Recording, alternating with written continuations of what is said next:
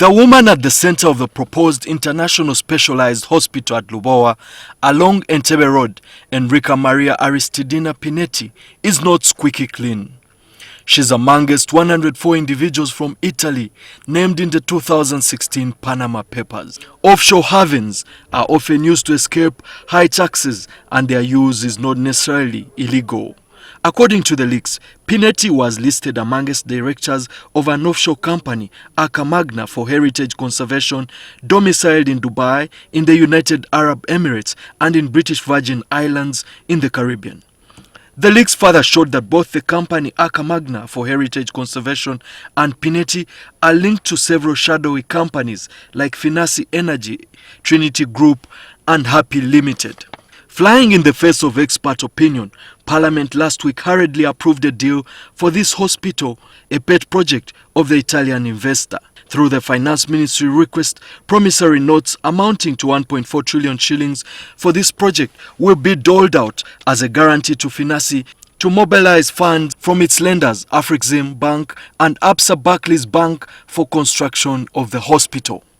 A promissory note is a financial instrument that contains a written response by one party to pay another party a specific amount of money either upon demand or at a given future date. In total, the hospital will cost 2 trillion shillings, including financing and operational management costs during the first 8 years.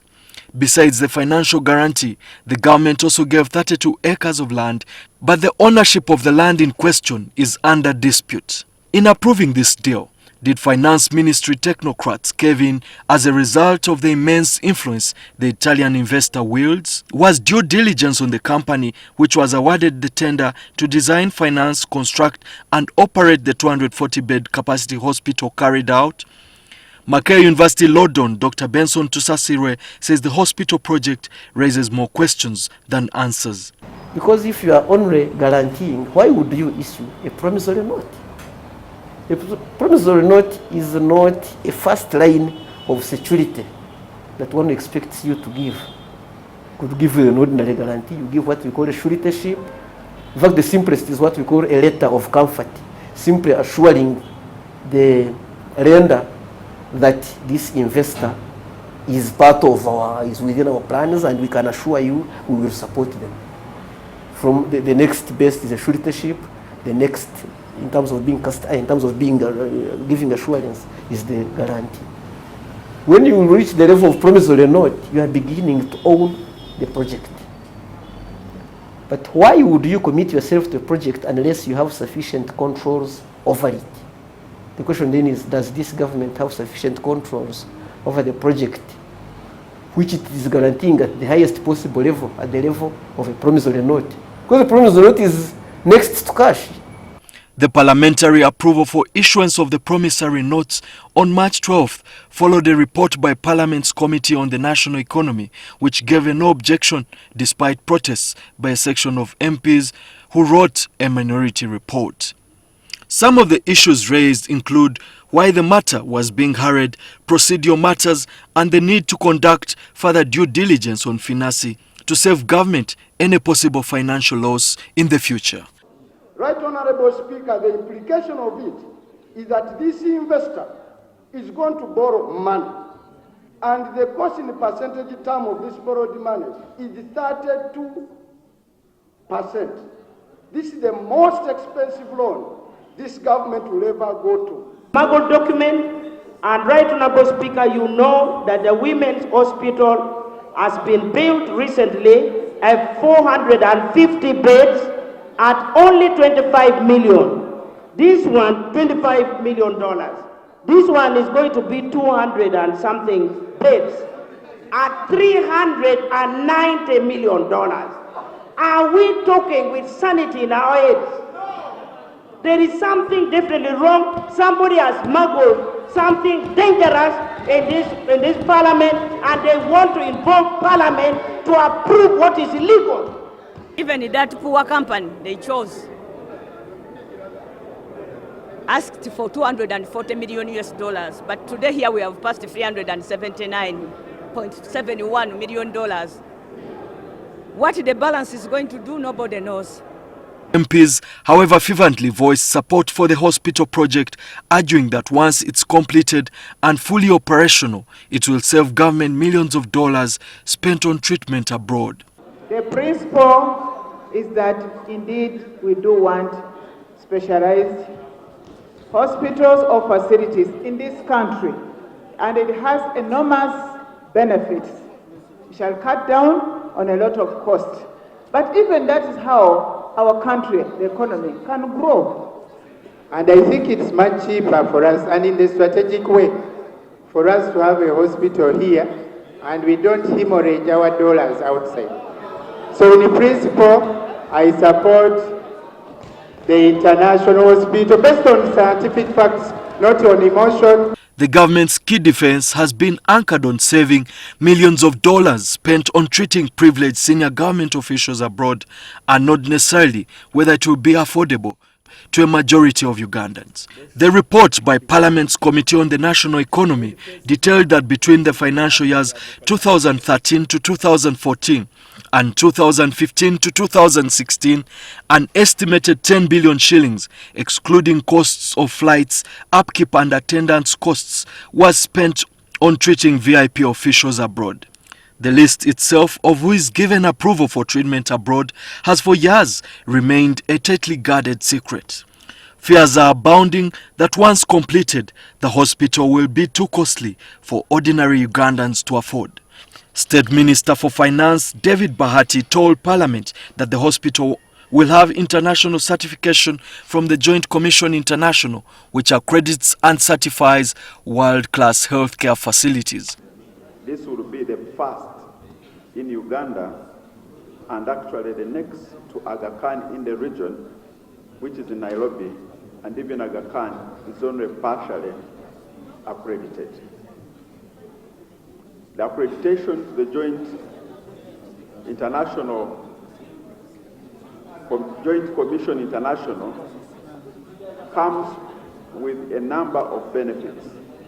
Already, there are several private health facilities, not yet to this level, but whose prices are nearly a deterrent to most Ugandans. It's not yet clear why government is prioritizing guaranteeing funds for an investor at the time the health sector is ailing and needs funding to recruit health workers.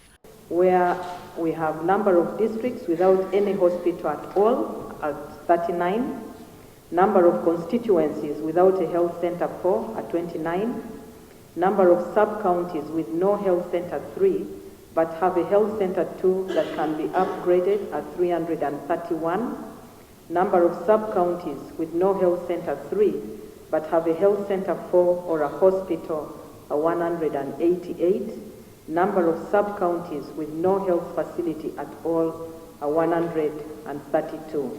President Museveni, who initially objected to the idea of granting financial guarantee to the Italian investor, had a change of mind in his letter dated 25 February 2019, which was read out by the Speaker, Rebecca Kadaga, on March 12th on the floor of Parliament. I therefore wish to confirm my unquestionable support for the International Specialized Hospital of Uganda and request Parliament to expedite its consideration of the project and accordingly approve its financing arrangements if they align with the law. President Yoweri Museveni.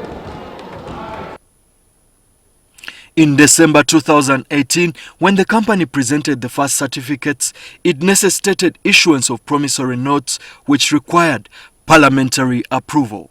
Ayivu County MP Bernard Atiku, who is amongst the lawmakers that authored a minority report, told NTV that the promissory notes financing modality gives FINACI 100% funding and guarantees to safeguard them from any losses whatsoever. How do we guarantee our interest as a country in this investment to ensure that the investors don't doing shoddy work? Because somebody can put something temporal to recoup whatever money he has invested in, and after he has left, the facility is unusable to the public. So this, the missing of the project monitoring committee component to us is something that we need to understand before really thinking that this is a good venture.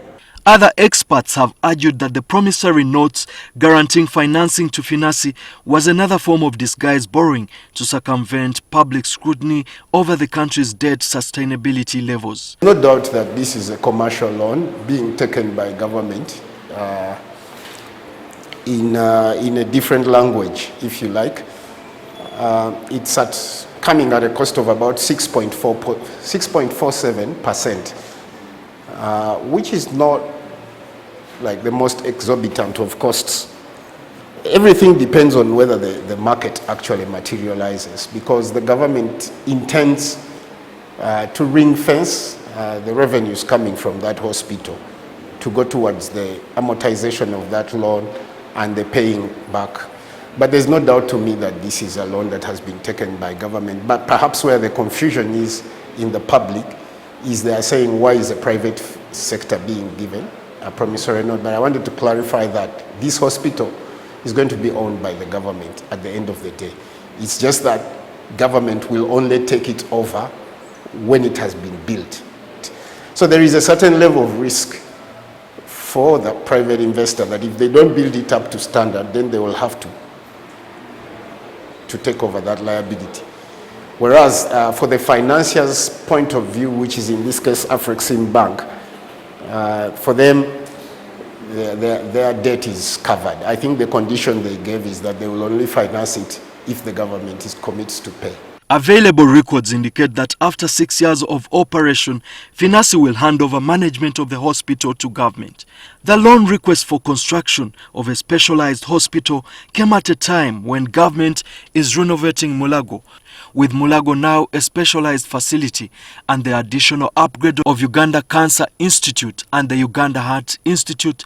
The Uganda Medical Association and civil society actors have questioned the rationale of spending another 2 trillion shillings on a hospital whose services won't come cheap at all. Which Ugandans are being obligated in form of this promissory note. If ideally it is a VIP hospital, should then all Ugandans, including those poor ones in Chana Mukaka and in Kavera Maido and in Busimbi, in Mitiana, all bear that cost for purposes of VIP? That's an issue that government still needs to clarify to Ugandans about. Of course, looking at the project, an issue of value for money comes in. So that hospital duplicates and outcompetes demand for resources by crucial yet unfinished low-hanging fruit. By low-hanging fruit, we mean a place like Mulago Hospital. Government has already invested in renovating it, has bought equipment. It's just about to open. So by reallocating and prioritizing resources to Lubowa Hospital, Mulago will be starved. Another sticky issue is the unresolved ownership of the Lubowa land on which the hospital complex will sit.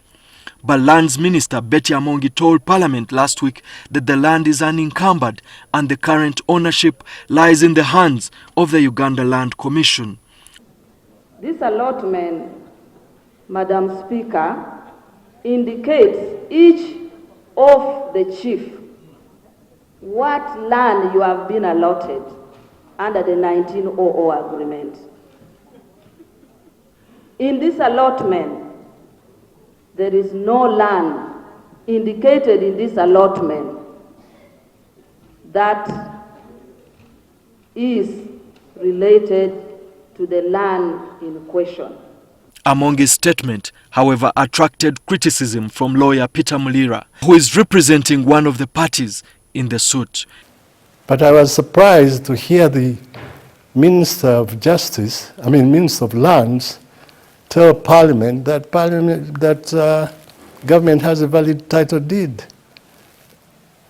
Government does not have a valid title deed. What it has is a freehold title deed over Milo land. That land is Milo land. And there's a problem about people understanding these intricacies, legal intricacies, because somebody thinks that once you have a title deed from the land office, it's signed by the commissioner, it's a title deed. It is not. And I think this is the attitude the Minister of Lands is taking, which is very, very dangerous. Mulira also appeared before the National Economy Committee to give my views on what I know about this land. I did that as a patriotic Ugandan, and I thought that my advice would have been considered seriously with a view to saving this country from running into unnecessary problems. But unfortunately, what I found in the parliamentary committee was very disappointing. They were not serious about the work they were doing. I didn't get the impression that they were working for Uganda.